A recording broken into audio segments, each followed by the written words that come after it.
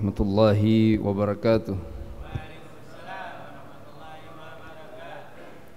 Alhamdulillahi rabbil alamin. Wabihi nasta'in ala umur dunya waddin.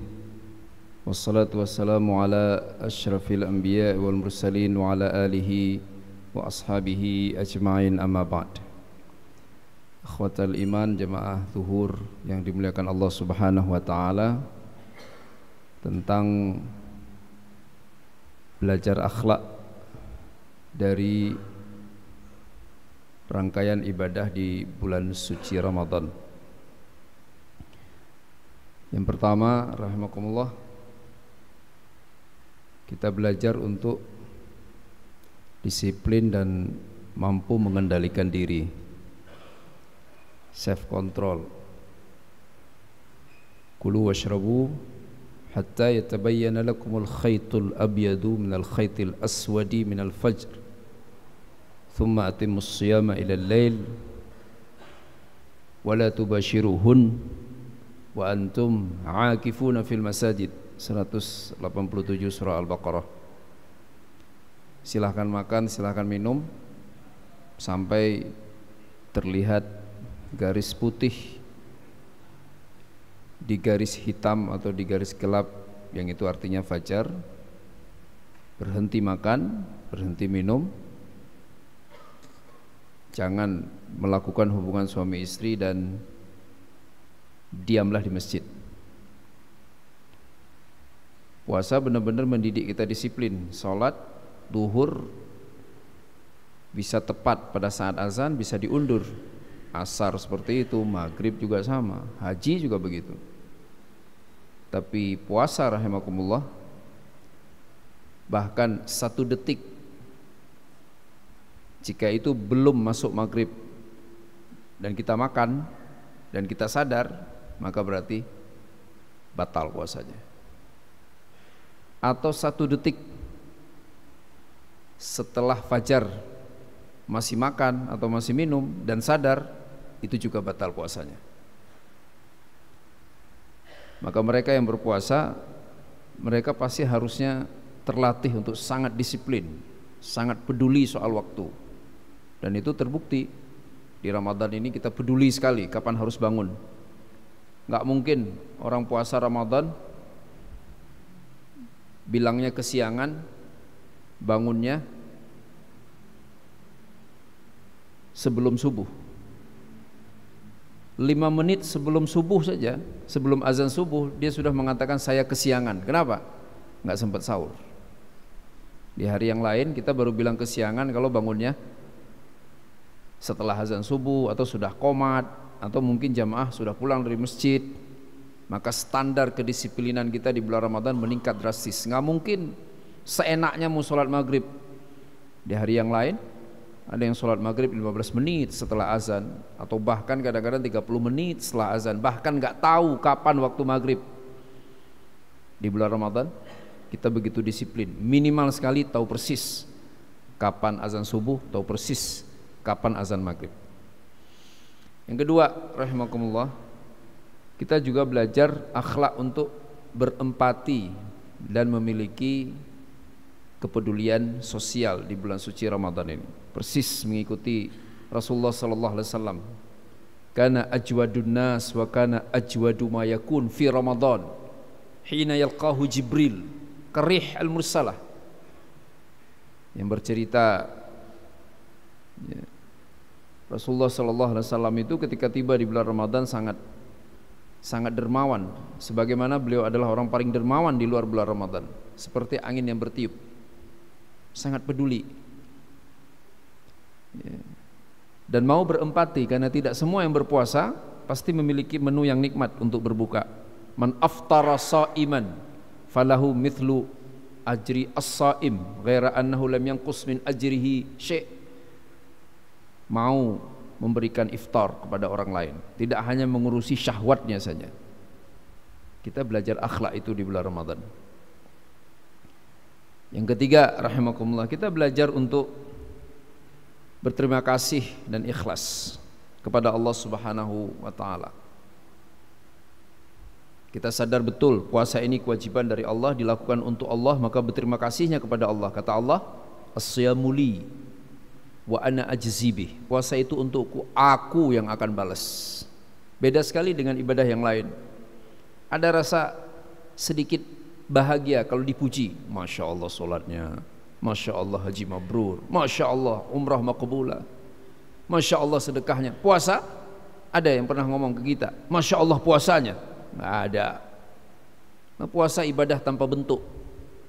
Apa ada gerakan orang puasa? Nggak ada. Orang puasa gerakannya ngorok, tidur, ngaji, sholat, macam-macam.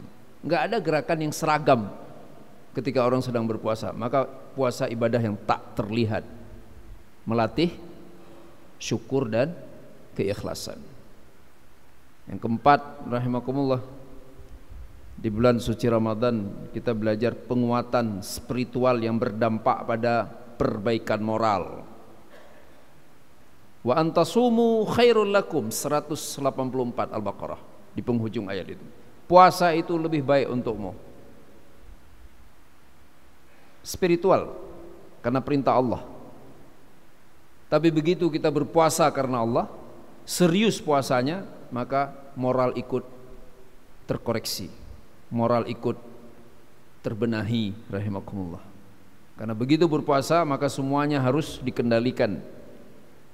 Kita nggak mungkin lupa dengan hadis itu kan, laisa lillahi hajah, Allah nggak butuh laparmu, Allah nggak butuh dahagamu, man lam yada' qaula zur wal amal bih, yang nggak bisa jaga lisan.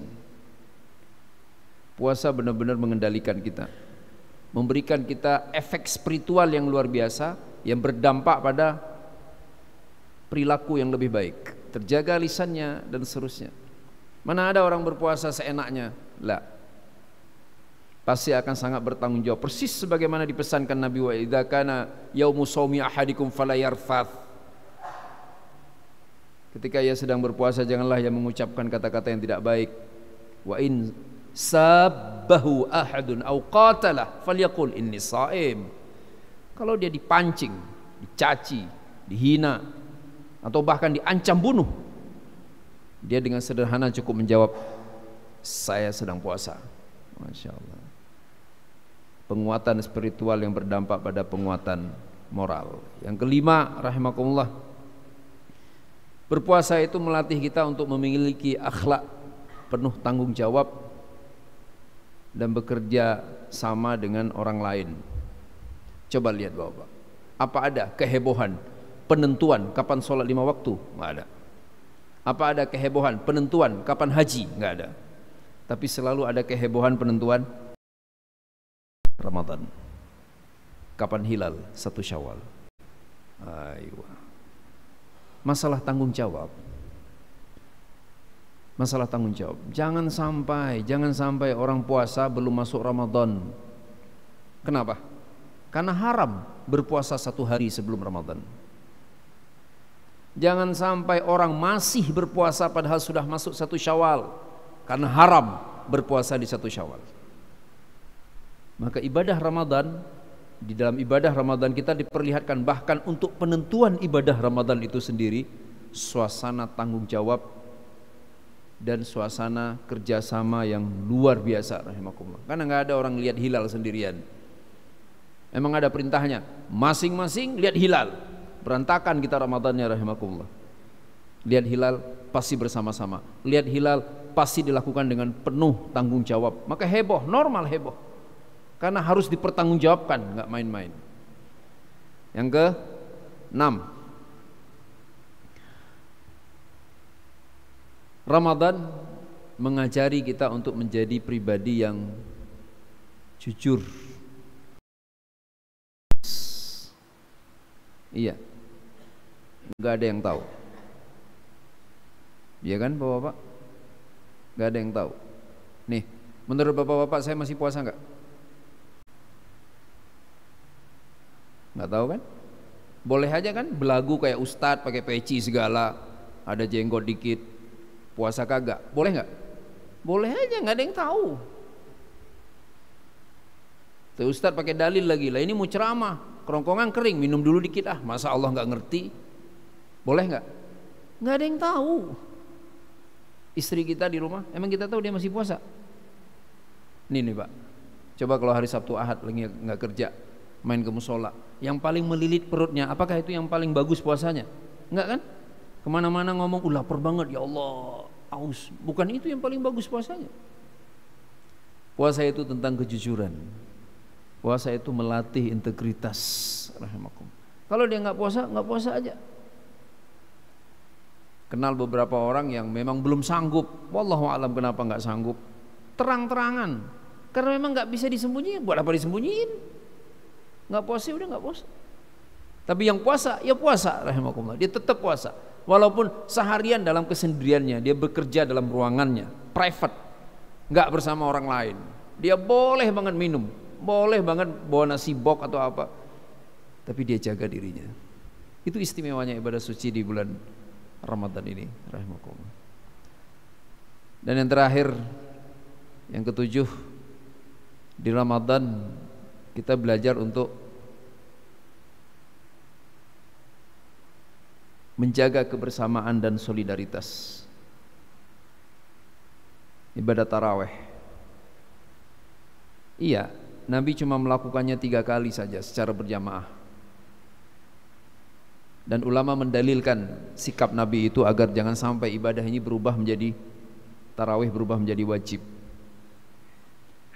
Namun sejak kekhalifahan Umar bin Khattab, beliau radhiyallahu an berinisiatif tiap malam permanen di seluruh dunia tanpa perbedaan. Bahkan mereka yang orientasi keislaman bermasalah sekalipun, dianggap di luar lingkungan ahlus sunnah wal jamaah sekalipun, juga menyelenggarakan sholat tarawih. Sebegitu esensial pelaksanaan tarawih sebagai bagian dari identitas penting berRamadan.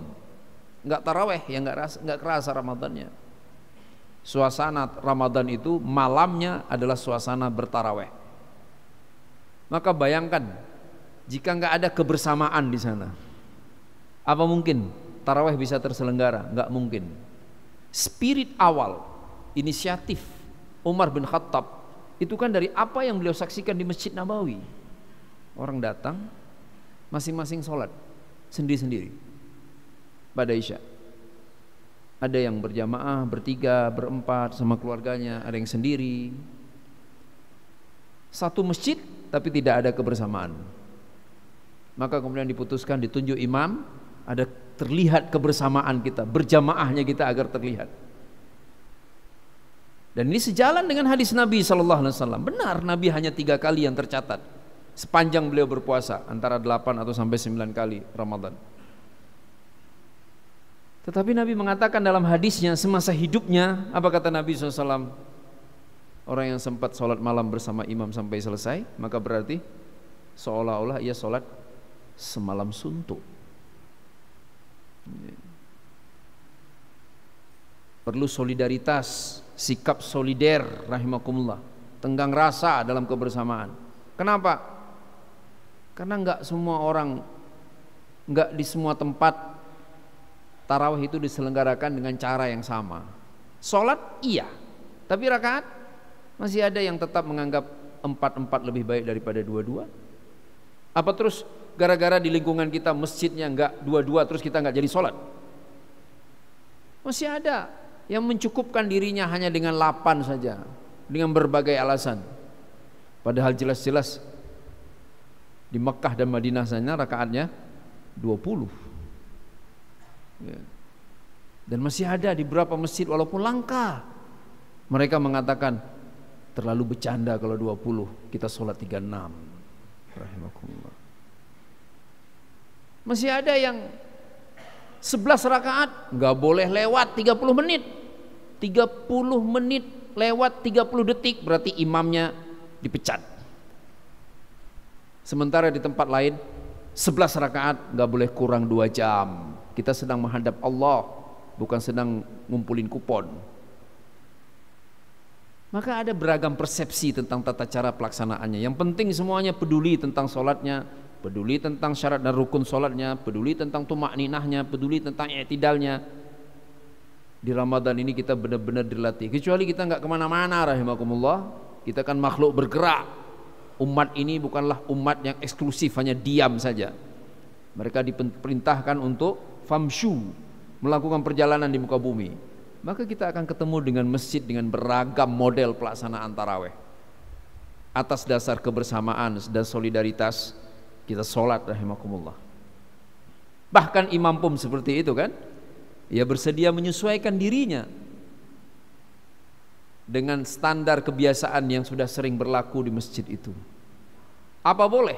Mentang-mentang kita ingin menikmati tarawih yang nikmat, statusnya sebagai makmum, lantas tidak mau mengikuti rukuknya imam, lah, batal jamaahnya. Nah saudaraku yang dimuliakan Allah Subhanahu wa ta'ala, ini kira-kira 7 hal yang bisa kita belajar dari bulan suci Ramadan ini. Mudah-mudahan mulai sangat terasah. Kita sudah masuk hari keberapa nih? 20 ya? Hah? 19? 19 sudah 2/3. Mudah-mudahan sudah makin disiplin, makin mampu mengendalikan diri. Termasuk saudara-saudara saya yang ngudut, ya kan Bapak-bapak? Itu bukan kata saya Pak, saya nggak ngerokok. Kata teman-teman yang masih ngerokok, apa kata mereka ke saya? Ustaz, kok bisa ya? Kita kalau puasa nggak ngerokok nggak masalah tuh, nggak meninggal, tetap bisa kerja. Giliran di luar Ramadan disuruh berhenti merokok, bilangnya apa? Nggak, pusing Ustaz, nggak jalan otak saya nggak bisa ngapa-ngapain, nggak gerak. Istri aja kelihatan jelek kalau nggak ngerokok katanya. Wih bisa gitu. Ini Ramadan bisa tuh, ya kan? Ya bertekadlah rahimakumullah saudara-saudaraku yang sangat saya cintai, bertekadlah ya, kurangilah. Kalau selama ini 2 bungkus jadi 2 bungkus kurang 1 batang, iya kan? Kan udah berkurang juga namanya kan? Iya, bertahap nggak apa-apa. Yang penting punya niat dan rencana untuk menjadi pribadi yang lebih baik insyaallah. Nah sekarang Allah sudah buktikan, nggak ada yang meninggalkan bapak-bapak, nggak ada yang kinerjanya menurun kan? Tinggal nanya aja sama manajernya kan, Pak, saya kinerja saya menurun nggak? Karena nggak ngerokok nih, karena lagi puasa siangnya. Enggak sama sekali. Bahkan justru membaik rahimakumullah. Yang kedua, jangan lupa untuk selalu mau berempati dan peduli kepada sosial. Nabi sangat peduli kepada orang lain. Memang bulan ini kan kebutuhan pribadi, kebutuhan keluarga meningkat drastis. Semuanya pengen dibeli rasanya, semuanya pengen dimakan. Tapi lihatlah ke sekeliling kita, karena di bulan ini pula lah pahala atas berbagi itu luar biasa dari Allah Subhanahu wa ta'ala. Yang ketiga rahimakumullah, jangan lupa untuk selalu menjaga kualitas ikhlas dan berterima kasih, bersyukur kepada Allah Subhanahu wa ta'ala. Puasa enggak untuk siapa-siapa, karena clear, enggak mungkin orang itu susah sekali menyombongkan puasa. Apa yang mau disombongkan coba? Dia buka puasa, dia makan sebanyak-banyaknya untuk menunjukkan betapa dia puasanya luar biasa. Enggak, indikator puasa bukan rasa lapar, indikator puasa bukan rasa haus. Justru orang yang ketika berbuka makan berlebihan, berarti puasanya bermasalah. Puasa sulit untuk dijadikan objek alasan kesombongan diri. Lah. Maka ini momennya. Tingkatkan ikhlas.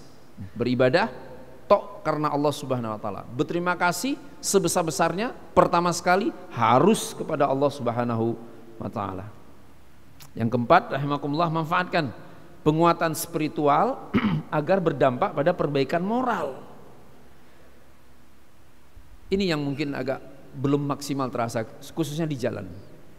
Harusnya suasana klakson kendaraan di jalan itu Pak berkurang drastis di bulan Ramadan ini. Kenapa sih nggak sabar amat? Kan katanya puasa harus sabar. Kenapa sih sampai kalau disalib buka kaca marah-marah, rahimakumullah?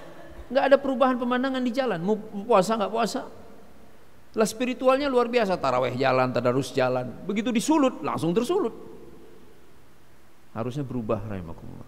Itu makna syahrul Ramadan alladzi unzila fil Quran. Itu makna wa antum ma'akifuna fil masajid. Harus lebih baik, harus lebih terlihat kayak agak pendiam, pemaaf, ngalah, nyerah, udah biarin aja.